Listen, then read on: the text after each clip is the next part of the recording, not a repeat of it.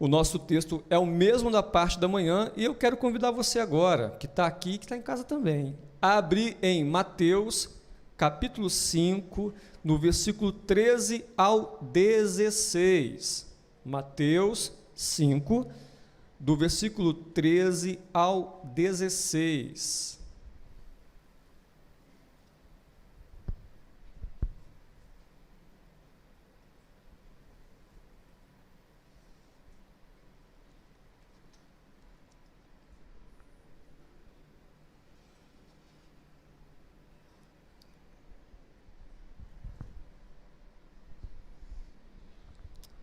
E o texto fala bem assim: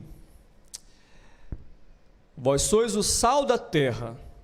Ora, se o sal vier a ser insípido, como lhe restaurar o sabor?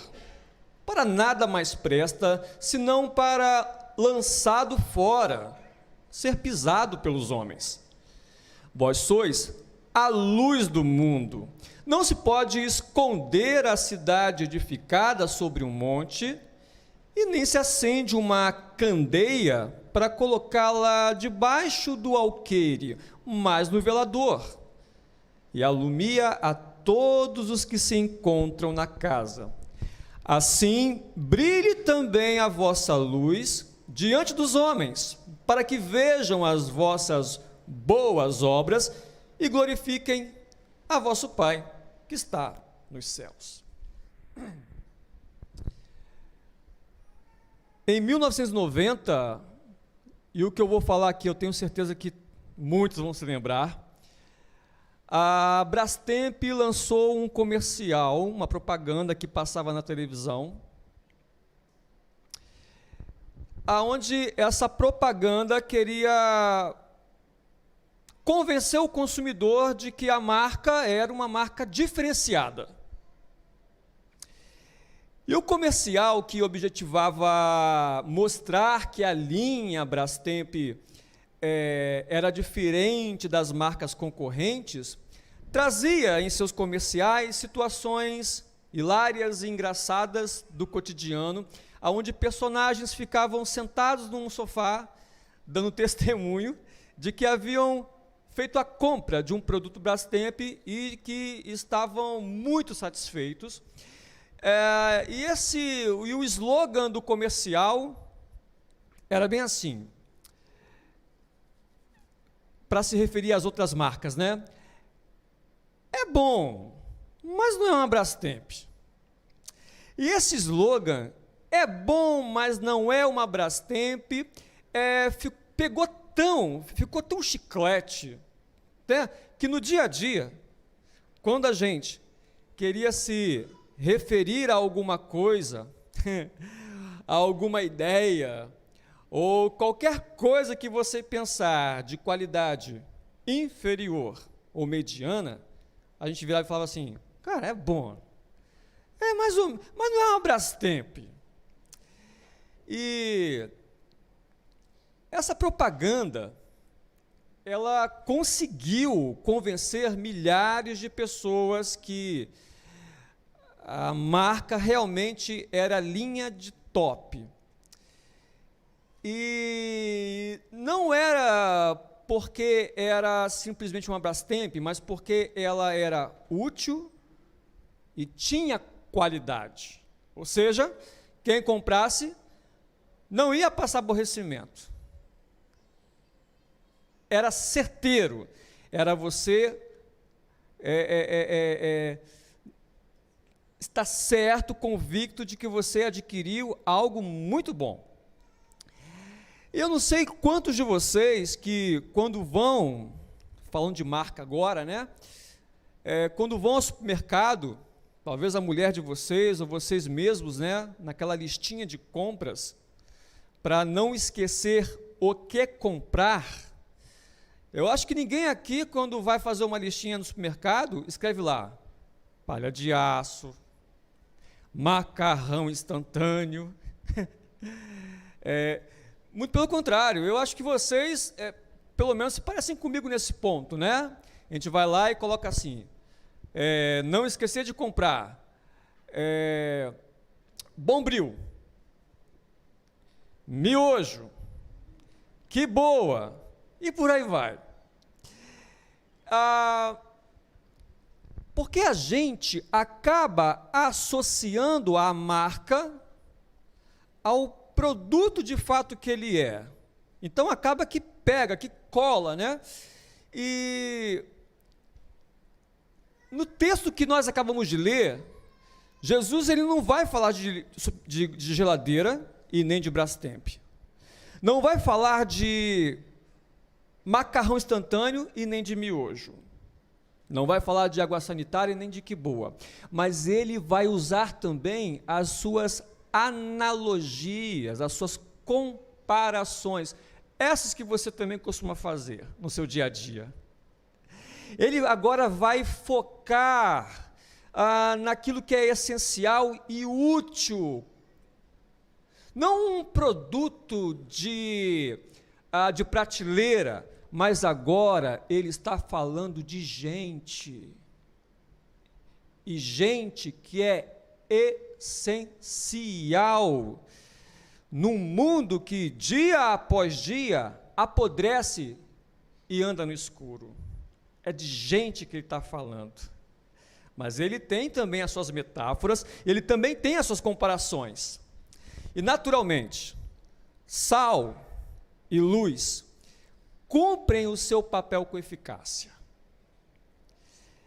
E naturalmente também, todo crente tem uma missão, e essa missão deve de igual modo ser cumprida com eficácia. E olhando aqui no versículo 13, quando ele nos leva à palavra sal,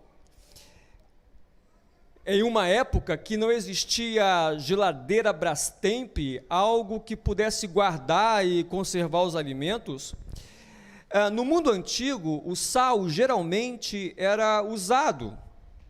Ele tinha esse papel, essa utilidade de preservar, de conservar, de manter o alimento saudável. E é claro que também, como agente de preservação do alimento, como por exemplo da carne, o sal dava uma saborização no alimento. Em nossos dias, o sal, ele é algo tão acessível que eu confesso que não sei quanto hoje custa um pacote de sal, mas talvez aí R$1,99, R$2,30, estou aqui chutando por baixo. Acertei, Alan? O cara mora sozinho, o cara sabe. Então, a gente hoje fica assim, tá, eu vou levar, não dói, não pesa no bolso. Mas no mundo antigo, nem sempre foi assim.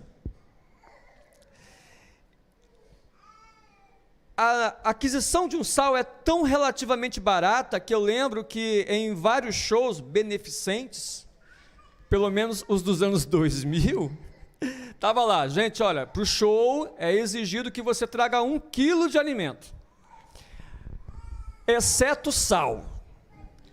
Por quê? Porque, obviamente, o cara estava assim, eu quero ir nesse show, e esse show vai me custar R$1, porque eu vou levar 1 quilo de sal. E aí, quando você chegava no evento, estava lá, na entrada, aquela montanha de pacote de sal. Mas sal, gente, hoje é bem acessível, mas estamos aqui olhando um texto que não era assim. Era difícil. E o sal, ele era muito valorizado. E talvez você não conheça essa curiosidade, por exemplo, que era tão valorizado, e foi uma descoberta do século. Porque alguém, uma alma boa, teve a inteligência de pegar um punhado de sal, jogar sobre os vegetais e falou, vai se chamar salada. Salada, sal. Vegetais com sal.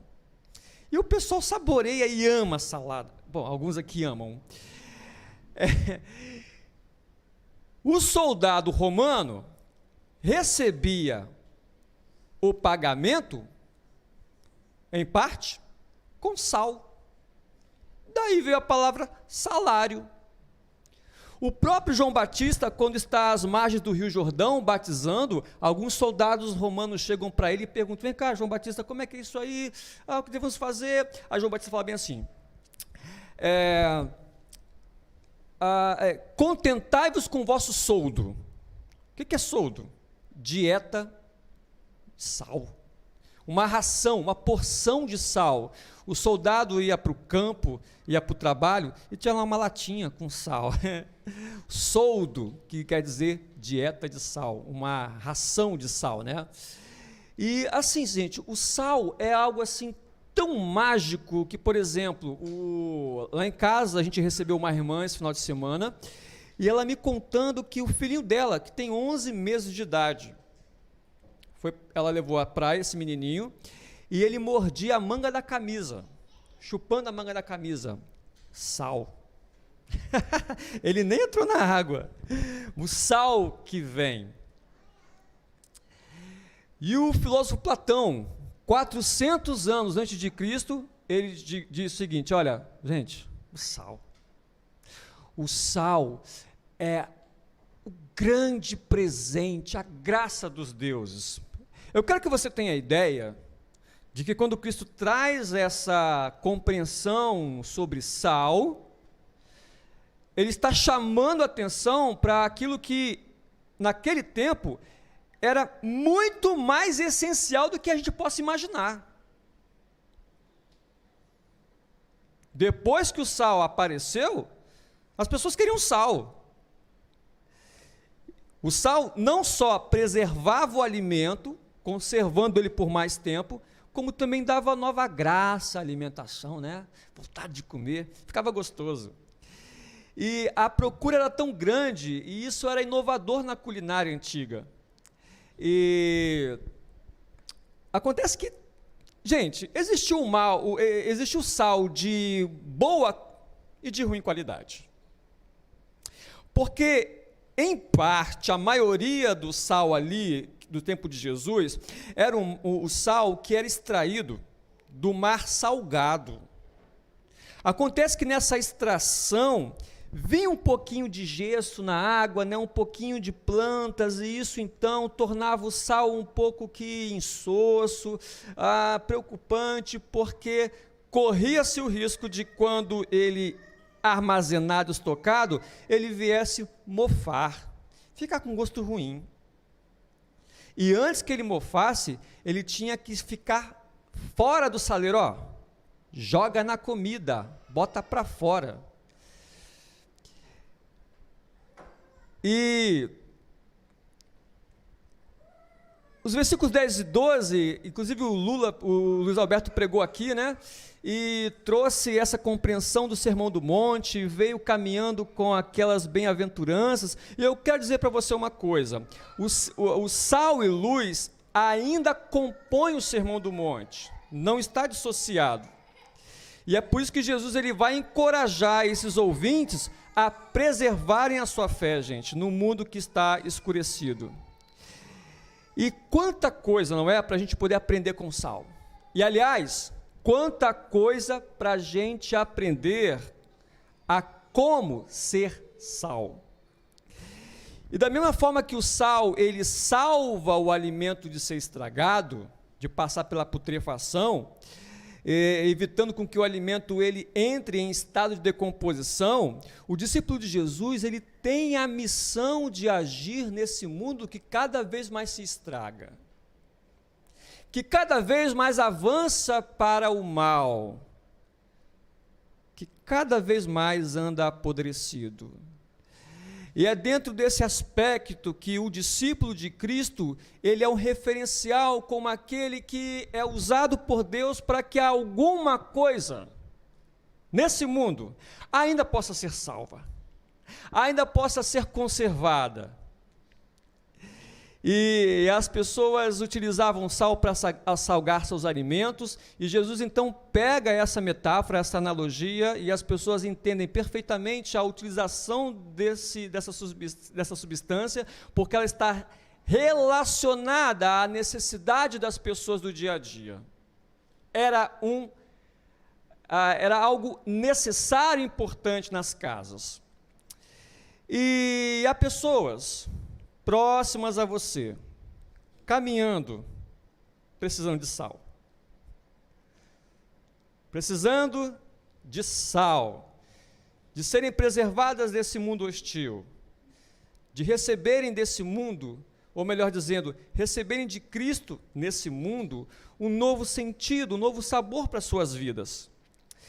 E ao passo que o sal funciona como conservante, o discípulo também deve conservar sua fé, gente. O mundo é mau. Conservar sua pureza nesse mundo que se opõe a Deus. Você vai ouvir muita gente dizer que você anda perdendo seu tempo por ser crente. E você pode até correr o risco de achar que isso é verdade. Mas você precisa entender que o chamado de Cristo para ser sal é muito forte. E então, cuidado com aquilo que você anda vendo, cuidado com aquilo que você anda falando. Porque até o nosso vocabulário, segundo o apóstolo Paulo, escrevendo aos Colossenses, no capítulo 4, versículo 6, ele diz que deve ser agradável e temperado com sal. E no versículo 13, a grande questão, né? Gente, ok, Marcos Nath, você falou tanto de sal, mas o que tem a ver com o sal perder o seu sabor? Essa é uma advertência de Cristo quando aquilo que é feito para ser útil perde a sua utilidade. Trágico, triste, terrível, o sal que não salga mais, que não exerce influência mais. E o Talmud, que é um comentário bíblico dos judeus, diz que quando um sal apresentava uma qualidade inferior e com isso tinha um prazo de validade e estragava, para nada mais servia do que ser lançado ao redor do templo, porque às vezes chovia, né? E então as pessoas, para não escorregarem, jogavam-se sal nas escadas. Isso é interessante porque aonde neva, as pessoas são responsáveis pela calçada, né, de suas casas, e elas vão e jogam sal para que a neve se dissolva. É o sal, algo de valor, sendo jogado fora. Havia também situações em que as pessoas, construindo as suas estradas, jogavam sal na estrada para que o mato não crescesse mais. E aí, na minha aula de ciência, na 7ª série, o professor falou assim, olha, quando vocês quiserem se vingar da sogra de vocês, joga sal na samambaia dela. Vê o que acontece. Ele começou a explicar a ação do sal com esse sentido maléfico, né? Mas não façam isso, gente. Mas o sal, ele mata também. Mas ele não foi feito para isso, mas acaba sendo jogado ao chão e pisado pelos homens. Naturalmente, sal e luz devem cumprir o seu papel com eficiência. E naturalmente, o cristão deve saber que ele tem um papel a cumprir. E novamente Jesus ele vai utilizar aqui no versículo 15, 14 e 15, né, em sua metáfora, o item necessário na vida de qualquer pessoa: luz. É perigoso quando a gente lê essa parte das Escrituras e não entende como a luz era de extrema importância naqueles dias. Aí você lê assim, luz. Meu amigo, fica 4 dias sem luz no Jardim Camburi.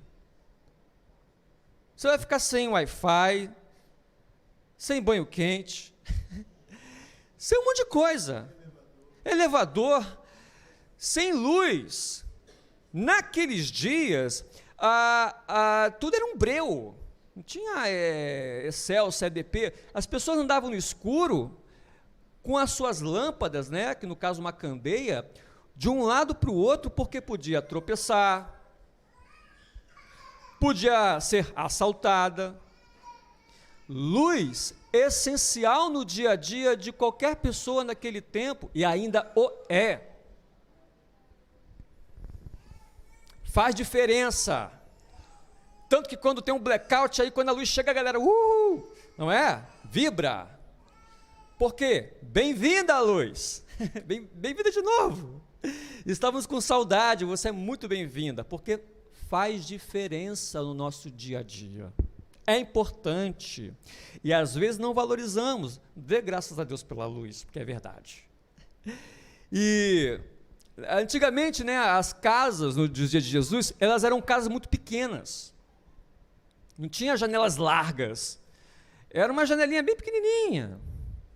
Aí a luz externa, ela entrava com muita dificuldade na casa e ainda assim ficava escura. Então o que se fazia? Acendia então uma lamparina, a luz. É interessante porque Jesus, ele vai falar também que é luz. A grande questão é que ele fala assim, olha, eu sou a luz do mundo.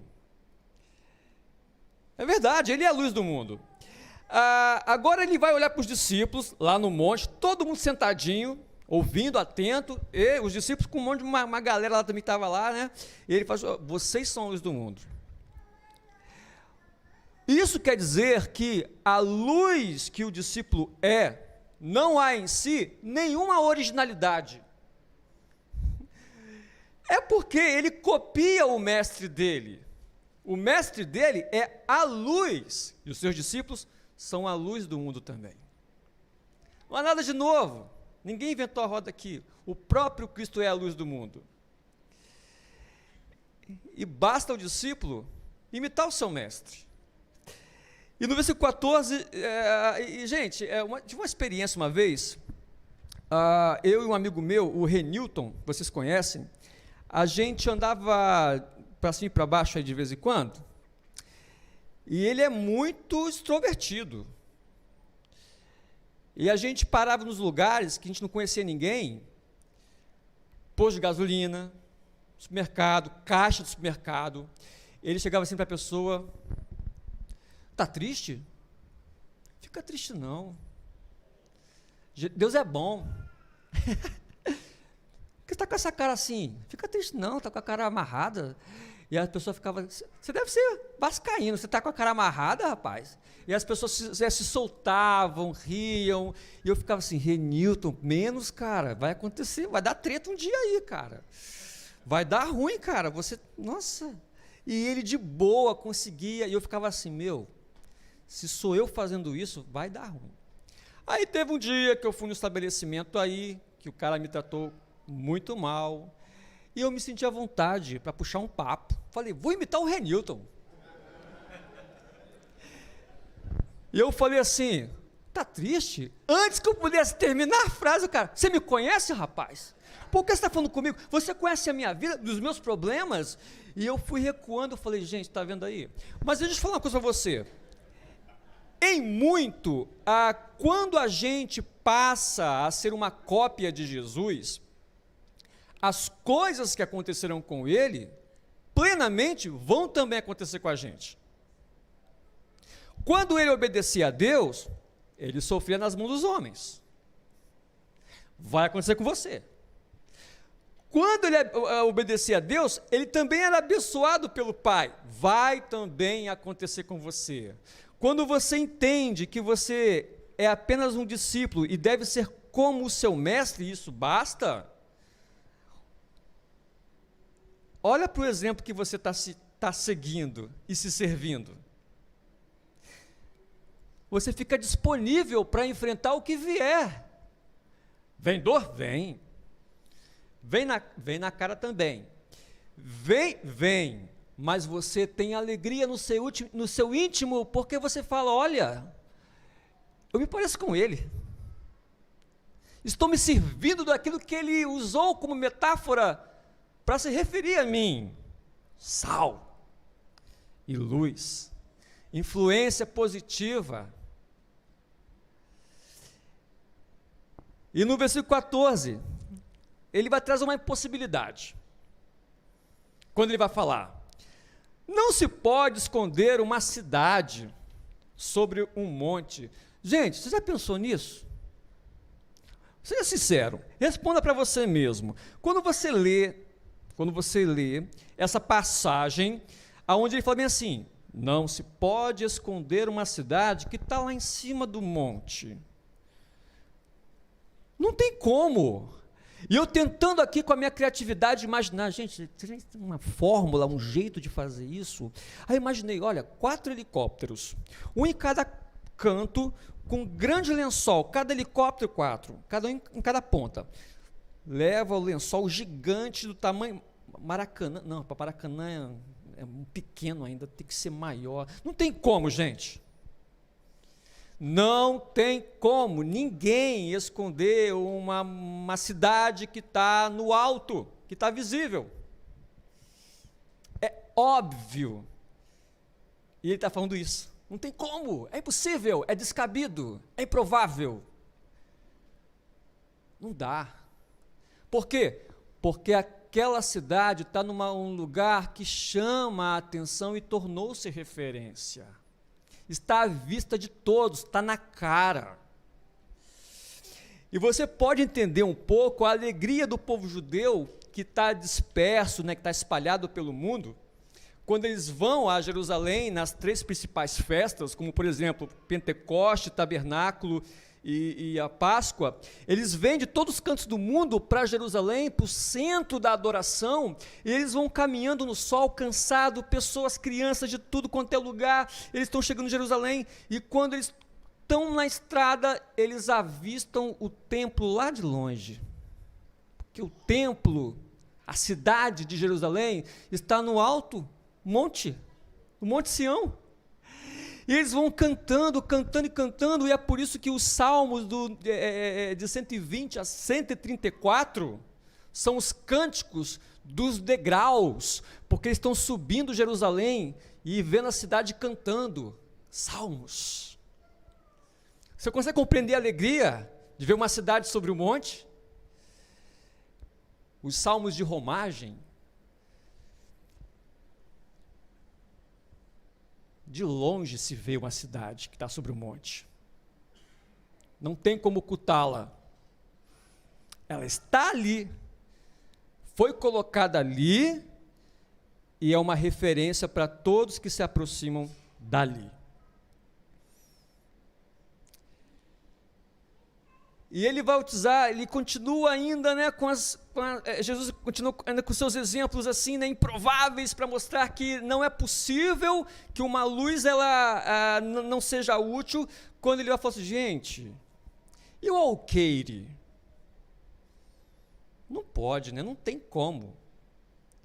Quem em sã consciência pega uma luz, acendeu lá a lamparina, quem, em sã consciência, pega uma lamparina, a luz acesa, pega um alqueire e coloca sobre essa lamparina? Quem? O alqueire era um cesto usado nos jumentos e burros para transportar alimentos e outros mais objetos, um em cada lado, o alqueire, que mais tarde também tornou-se referência para medidas, porque o pessoal enchia o alqueire de semente, aí pegava e fazia assim, jogava aquela semente assim, aqui tem um alqueire, essa área aqui é um alqueire, e foi ficando até hoje, Quem vai pegar um balde numa casa onde a luz não entrava direito, antigamente, e vai pegar a luz e vai colocar debaixo da cama? Você já foi na casa de alguém que, vem cá conhecer minha casa, fulano, aí a pessoa vai lá, acende a luz, as lâmpadas estão debaixo da cama? Tudo acende debaixo da cama. Não, é aqui, no alto. Porque ilumina a todos os que estão ali. É essa serventia.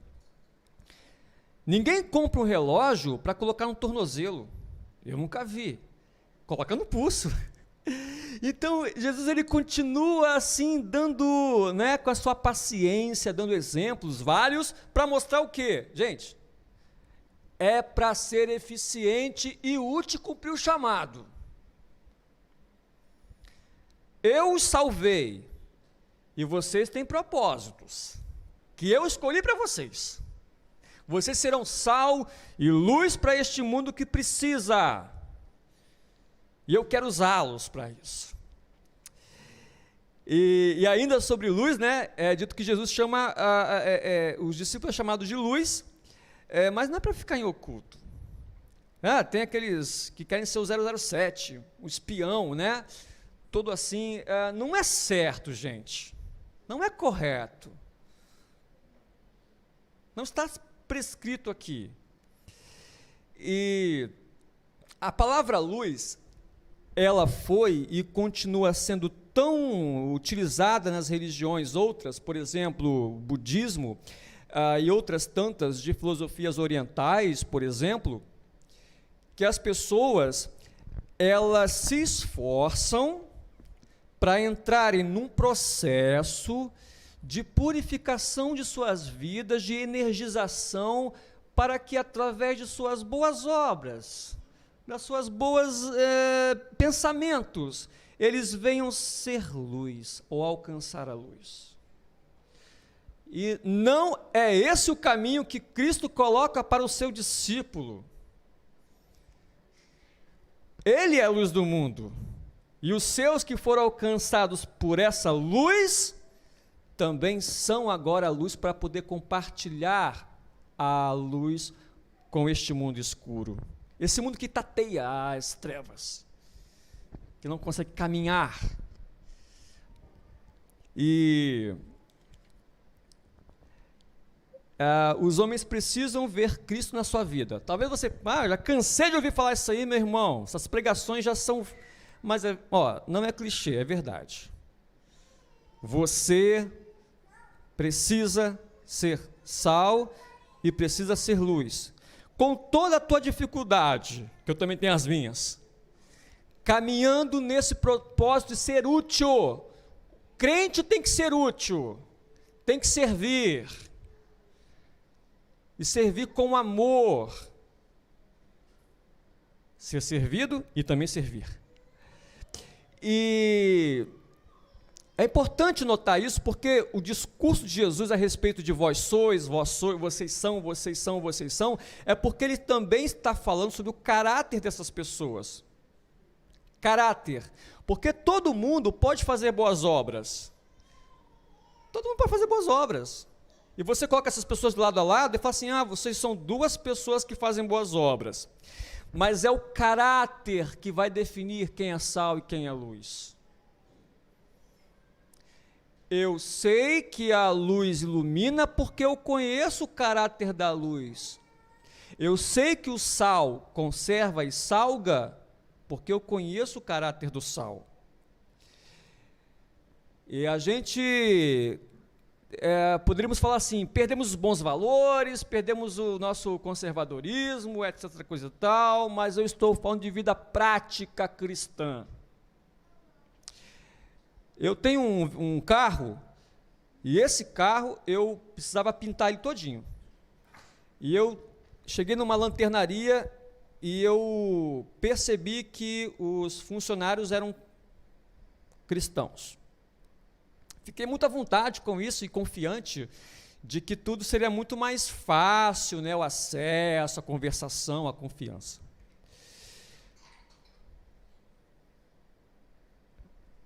Deu tudo errado. 4 meses para pintar um carro. 4 meses para pintar um carro.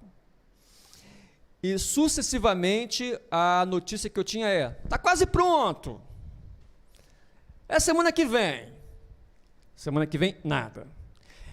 Não é porque aconteceu isso, mas a semana que vem vai dar certo. E nada. E aí até o dia que eu falei, cara, é ou não é?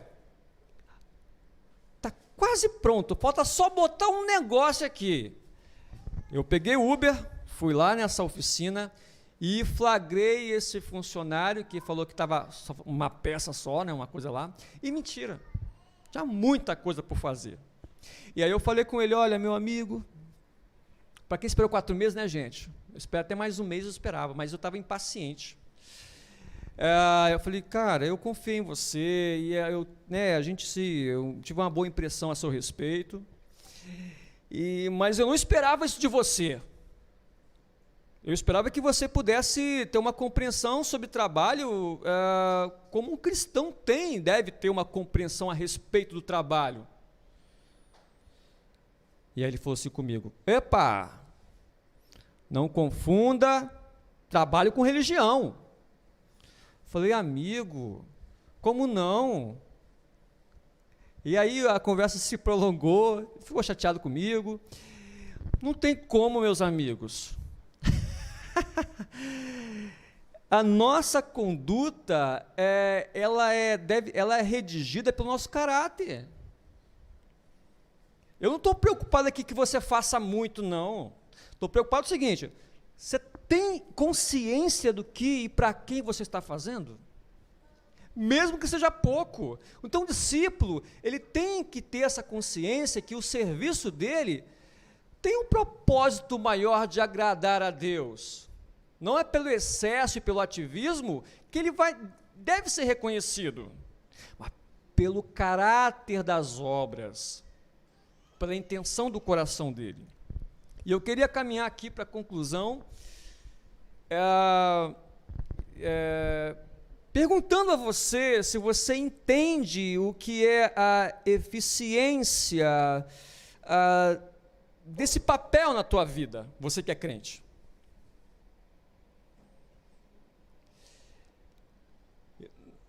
O crente é chamado no Sermão do Monte de sal e luz. E diante de todo esse contexto histórico que aqui foi trazido, você passa a perceber que até os dias de hoje, sal e luz são itens necessários na sua casa. Dificilmente você vive sem, a não ser que o médico manda você cortar lá as porções, etc, coisa e tal. Mas se você se encontra em falha com Deus, desanimado, perdido,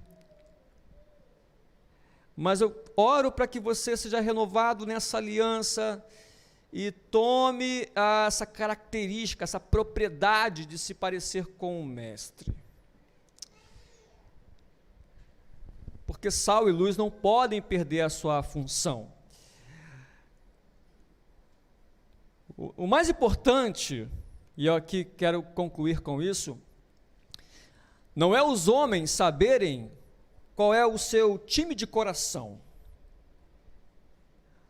O mais importante não é os homens saberem que você tem uma casa aqui e uma casa no campo ou na praia.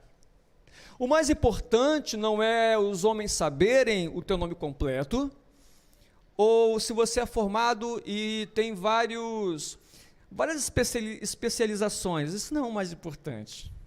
O mais importante é que tanto eu quanto você, nós sejamos sensíveis para entender que nós temos um trabalho de afetar pessoas com aquilo que nós somos, sal e luz. E você que aqui me ouve, que não é um crente, que não é um cristão, Jesus, ele pode transformar você em sal e luz. E, aliás, ele pode iluminar primeiramente a tua vida e dar novo sabor a ela e te preservar desse mundo hostil e mau que caminha para a tristeza. Você que se encontra nessa condição, você pode nos procurar, a mim, aos meus irmãos dessa igreja, para que nós possamos caminhar com você. E você, então, fazer parte desse corpo, o corpo de Cristo, a igreja.